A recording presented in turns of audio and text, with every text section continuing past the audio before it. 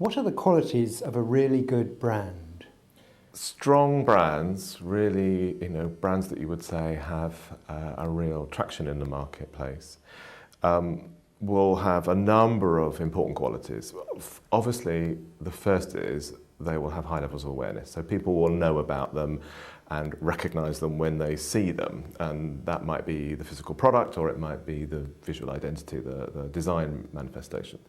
But obviously recognition is not enough. What needs to happen also is that people, the target customer or consumer needs to know a lot about that brand. So a strong brand will also immediately communicate a set of appealing and persuasive ideas and perceptions that enable the end user, the target audience, to know whether or not this is a brand for them, or whether it's a brand that they perhaps are not attracted to.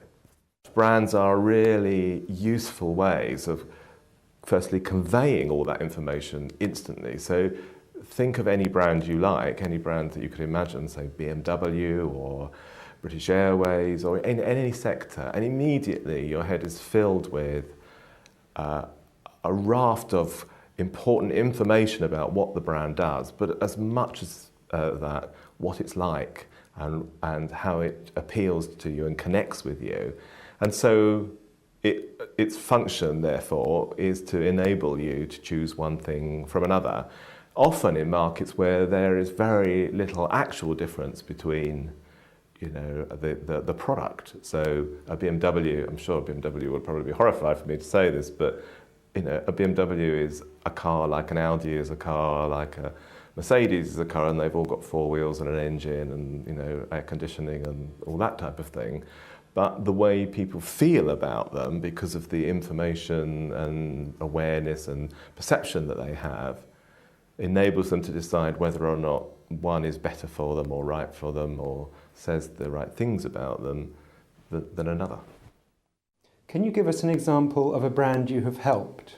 One that I can think of is Nokia. Nokia is, a well-known brand. It's by far the biggest mobile phone manufacturer. I think it has about a third of the market, so it's way bigger than anybody else. It's also been in the market, it was kind of invented the market in a way. So for many people, particularly people of my generation, Nokia equals mobile phones.